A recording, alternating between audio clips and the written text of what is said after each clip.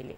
खबरों में आगे बढ़ रहे हैं, ऋषिकेश से खबर आपको बता रहे हैं, जहां पर गंगा किनारे अवैध निर्माण किया जा रहा है। बता दें कि गंगा किनारे एमडीडीए और एनजीटी नियमों की खुलेआम धज्जियां उड़ रही हैं। दरअसल गंगा किनारे बिना नक्शा पास किए अवैध रूप से व्यावसायिक भवन का निर्माण किया जा रहा है, जबकि एनडीडीए के उपाध्यक्ष बंशीधर तिवारी ने अवैध निर्माण पर कठोर कार्रवाई करके आदेश दे दिए थे।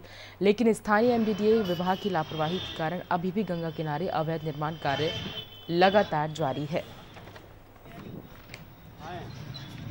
भैया की डर का जी हाँ, बिल्कुल ये बिल्डिंग पर यह कहावत सही बैठती है।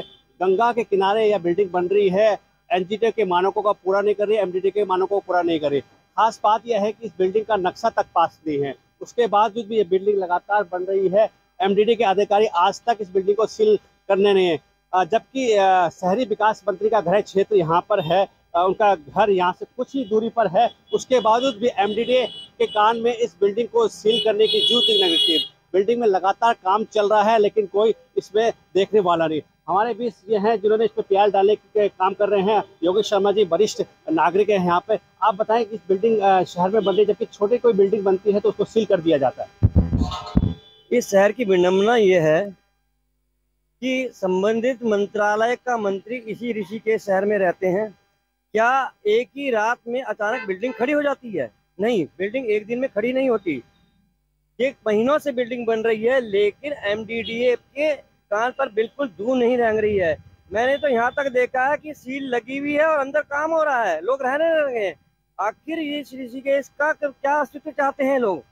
क्या ऋषिकेश को ये कंक्रीट का जंगल बनाना चाह रहे हैं? एनजीटी ने साफ किया कि गंगा किनारे किसी तरह का निर्माण नहीं हो सकता, लेकिन फिर भी एनजीटी के नानों को अनदेखा करके निर्माण किया जा रहा है। एनजीटी का स्पष्ट नियम है, 2017 में उन्होंने नियम दिया था कि गंगा के किनारे से मध्य से लेकर के 100 मीटर तक कोई निर्माण नहीं होगा।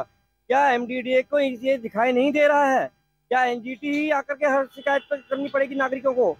और खाली इसी बिल्डिंग की बात नहीं कर रहा हूँ, मैं तो पूरे उत्तराखंड की हर जगह की एक बार शिकायत करना चाह रहा हूँ कि क्या गंगा के किनारे ये जो कंक्रीट के जंगल खड़े हो रहे हैं, इन पे क्या सरकार अपनी दृष्टि नहीं देख रही है? आपको क्या लगता है कि इसके ऊपर किसका हाथ है जो लगातार बिल्डिंग का निर्माण कर रहे हैं बिना नक्शा के पास? एमडीडीए कह रहा है कि इनका नक्शा पास नहीं, उसके बाद भी निर्माण कर रहे हैं। अगर एमडीडीए को अगर ये पता है कि इसका नक्शा पास नहीं है तो ये 5 मंजिल कैसे खड़ी हो गई?